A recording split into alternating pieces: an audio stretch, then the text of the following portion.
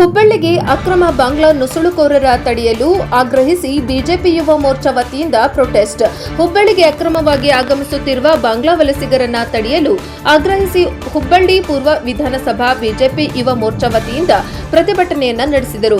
ನಗರದ ಶಹರ ಪೊಲೀಸ್ ಠಾಣೆ ಮುಂಭಾಗದಲ್ಲಿ ಬಿಜೆಪಿ ಯುವ ಮೋರ್ಚಾ ಕಾರ್ಯಕರ್ತರು ಪ್ರತಿಭಟನೆ ನಡೆಸಿದರು. ಅಕ್ರಮ ಬಾಂಗ್ಲಾ ನುಸುಳುಕೋರರ ವಿರುದ್ಧ ಹಾಗೂ ರಾಜ್ಯ ಸರ್ಕಾರದ ವಿರುದ್ಧ ಧಿಕ್ಕಾರ ಕೂಗಿ ಆಕ್ರೋಶ ವ್ಯಕ್ತಪಡಿಸಿದರು.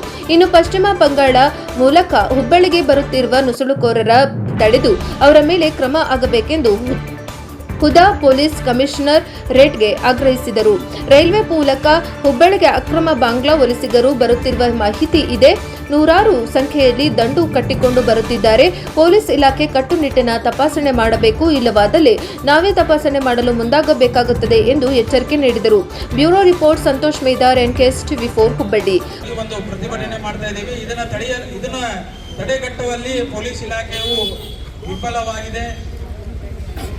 ಚೆಕಿಂಗ್ ಇಲ್ಲ, ಏನಿಲ್ಲ, ಸುಮ್ಮನೆ ಕಾಟಾಚಾರಕ್ಕೆ ಒಂದು ವ್ಯಾನ್ ಅನ್ನ ಕಳಿಸಿ ಅಲ್ಲಿ ನಿಂದಿರಿಸಿ ಚೆಕಿಂಗ್ ಮಾಡುವಂತ ವ್ಯವಸ್ಥೆ ಆಗ್ತಿದೆ. ಅದನ್ನ ಕೂಡಲೇ ಹೆಚ್ಚಿನ ರೀತಿಯಿಂದ ಅದನ್ನ ತನಿಖೆ ಆಗಬೇಕು. ಅವ್ರು ಯಾರು ವಲಸಿಗರದಾರಲ್ಲ, ಇಲ್ಲಿರೋರು ಯಾರು ಬರ್ತಾ ಇದಾರಲ್ಲ, ಅವ್ರು ಇಲ್ಲೇ ಇರಲಿ. ಬರೋರು ಈಗೇನು ಹೊರಗಿನಿಂದ ಹೊಸದಾಗಿ ಬರ್ತಾ ಇದಾರಲ್ಲ, ಅವರೆಲ್ಲ ಕಳಿಸುವಂತ ವ್ಯವಸ್ಥೆ ಆಗಲಿ. ನಮ್ಗೆ ಏನು ಕಮಿಷನರ್ ಅವರು ಇದ್ದಾರೆ, ಕಮಿಷನರ್ ಅವ್ರಿಗೆ ಒಂದು ಇಲ್ಲಿಂದ ನಾವು ಒಂದು ಎಚ್ಚರಿಕೆ ಕೊಡ್ತೇವೆ. ಇದೇ ಭಾರತೀಯ ಜನತಾ ಪಾರ್ಟಿ ಮಾಡುತ್ತೆ.